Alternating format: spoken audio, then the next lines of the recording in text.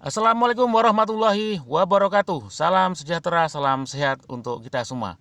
Oke, Bapak Ibu sekalian, teman-teman sekalian. Kali ini saya akan edukasi tentang pemuda harus melek politik. Oke ya, pemuda harus melek politik. Oke, perkenalkan saya Sugeng, inisiator Garuda Politik Indonesia, inisiator Bahasa Indonesia, penggiat Germas, GKN, dan SMK Bank Indonesia. Oke, benar ya, Ibu sekalian. Pemuda harus melek politik ya, ini karena pemuda adalah salah satu generasi penerus bangsa ya kan.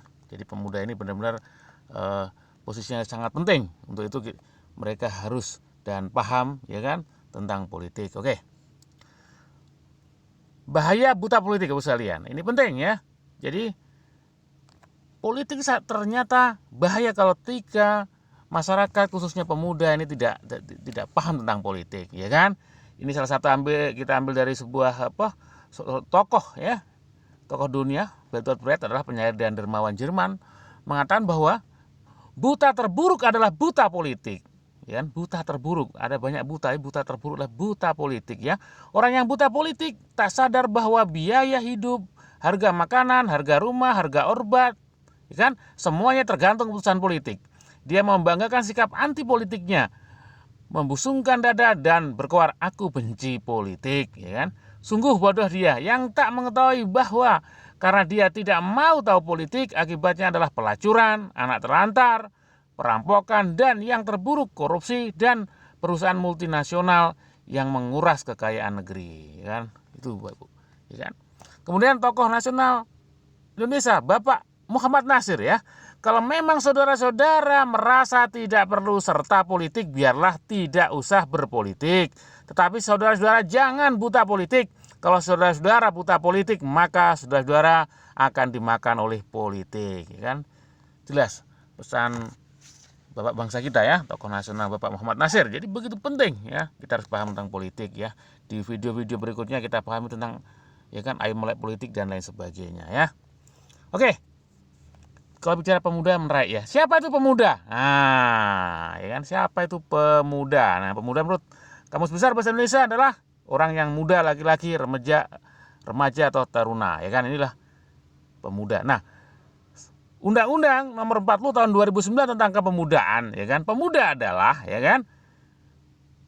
Pemuda adalah warga negara Indonesia yang memasuki periode penting pertumbuhan dan perkembangan yang berusia 16 sampai 30 tahun ya kan. Ini dari menurut konstitusi kita ya, Undang-Undang 40 tahun 2009. Jadi pemuda ini sangat ya kan sebagai periode penting ya pertumbuhan perkembangan ya kan. Nah, ini pemuda ya. Walaupun definisi pemuda bisa aja ya kan, bisa ada menurut WHO ada yang sampai umur 40-50 tahun sampai 55 masih pemuda ya kan. Ini menurut undang-undang ya. Oke. Apa itu politik? Ini penting ya. Politik adalah menurut KBBI adalah ada tiga pengertian ya. Pengetahuan mengenai ketatanegaraan atau kenegaraan, sistem tentang sistem pemerintahan, dasar pemerintahan, ini politik ya. Segala urusan dan tindakan ya, berupa kebijakan, siasat dan sebagainya mengenai pemerintahan negara atau terhadap negara lain ya. Dan cara bertindak dalam menghadapi atau menangani suatu masalah atau kebijaksanaan itu adalah politik. Secara historis, kata politik diadaptasi dari bahasa Yunani polis yang berarti negara atau kota, kemudian berkembang menjadi kata politikos atau politik dalam bahasa Inggris yang menggambarkan sesuatu apapun yang berkenaan dengan urusan negara atau kota.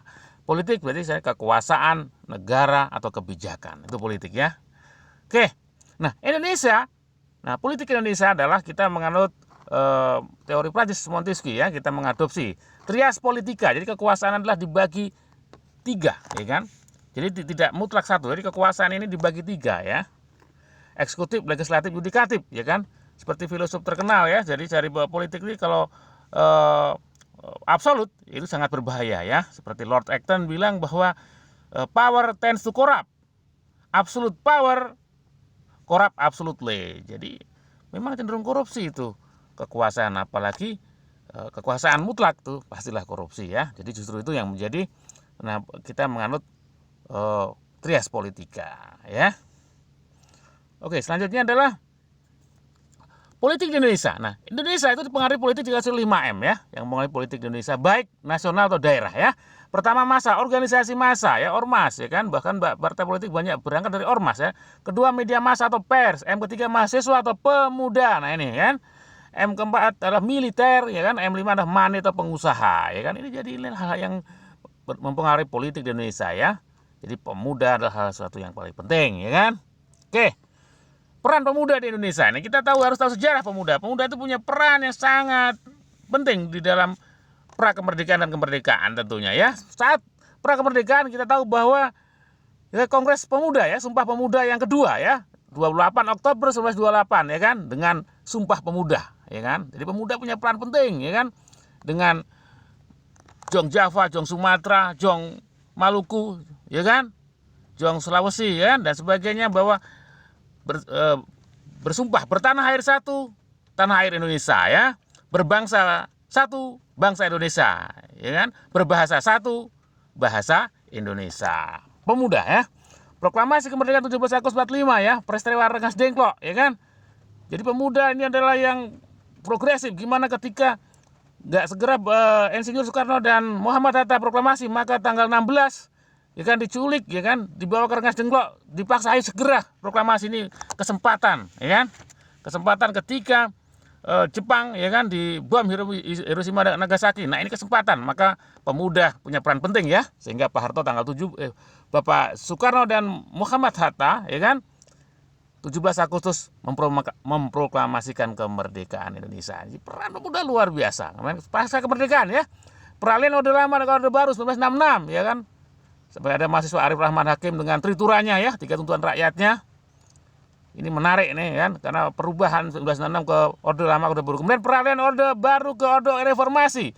Ya 1900 ada juga tragedi Trisakti ya. Nah, ya kan pemuda ya kan. Jadi peran pemuda sangat sentral misalnya. Jadi kalau pemuda ini buta politik bahaya. Jadi harus, karena memang pemuda adalah pilar politik ya kan di negara Indonesia. Oke. Nah, kenapa pemuda ini benci politik? Nah, ini kurang lebih ada 4 faktor. Kenapa pemuda benci politik? Satu, persepsi kotor ya. Dia berpikir bahwa politik itu kotor, buruk, saling menjatuhkan, terutama melihat elit-elit politik. Ya, memang persepsi kotor ini menjadi persepsi politik yang negatif, yang jadi masalah ya kan. Apalagi pemuda memang dia tidak dipahamkan, tidak ada edukasi yang tentang kepemudaan, tentang politik itu sendiri ya. Kemudian yang kedua adalah politik merubah karakter seseorang. Jadi orang yang tadinya baik jadi jahat ketika berpolitik ya, pada oknum saja ya kan, banyak oknum-oknum sehingga pemuda jadi negatif. Kemudian politik mahal. Nah, dia berpikiran bahwa politik itu kalau mau politik butuh mahal, butuh dana besar yang masuk dunia politik. Nah, ini harus teredukasi. Padahal demokrasi ini adalah bukan justru mengedukasi bahwa politik itu tidak senegatif yang dipikirkan oleh pemuda-pemuda ya. Politik itu tidak mahal ketika kita nggak paham ya. Kalau paham tentu. Nah, makanya kita nanti ada solusinya. Kemudian partai politik, organisasi oligarki. Jadi partai politik dikuasai orang-orang tertentu ya. Kemudian dinasti politik, tidak perlu kaderisasi. Kadang-kadang partai politik itu ramai ketika mau ada pilkada atau pileg, ramai. Kalau enggak dia diam-diam saja. Nah ini ya, jadi pemuda, maka justru itulah hal-hal seperti inilah harus ada solusinya. Jadi inilah kenapa mereka benci politik ya. Nah, solusinya adalah apa? Edukasi pemuda melek politik sebagai solusi. Harus ada edukasi yang secara kontinu ya. Ayo melek politik ya. Kemudian komunitas kesadaran politik. Jadi perlu ada bergabung dengan komunitas. Kemudian pemuda melek politik. Kemudian pemuda juga harus paham aktif di organisasi ya. Karang Taruna, OSIS, BEM, KNPI dan lain-lain ya. Kemudian ada wadah penggiat kesadaran politik. Nah ini paling penting ya. Ada wadahnya ya. Nah salah satunya adalah Garuda Politik Indonesia adalah sebagai wadah kesadaran ya berpolitik. Ya kan? Masyarakat Indonesia khususnya juga pemuda ya. Ini penting ya. Nah ini solusinya. Nah, Bapak sekalian, teman-teman sekalian, adik-adik sekalian adalah orang baik harus peduli politik. Nah ini Recep Tayyip Erdogan, Presiden Turki mengatakan bahwa jika orang baik tidak terjun ke politik, maka penjahatlah yang akan mengisinya. Jadi negara hancur, negara rusak bukan karena orang jahat, tapi karena orang baik yang tidak peduli. Maka saatnya kita teman-teman, adik-adik sekalian, pemuda-muda, yuk kita peduli. Jika orang yang baik tidak terjun politik, maka penjahatlah yang akan mengisinya. Oke? Masyarakat, khususnya pemuda ya, yang tidak peduli politik akan dibunuh oleh politikus yang tidak peduli masyarakat. Oke, Bapak sekalian, mulai sekarang yuk kita peduli politik, kita belajar politik, tentu dengan politik yang sehat ya. Oke, sampai jumpa ke video edukasi berikutnya. Indonesia maju, Indonesia kuat, Indonesia jaya. Terima kasih. Wassalamualaikum warahmatullahi wabarakatuh.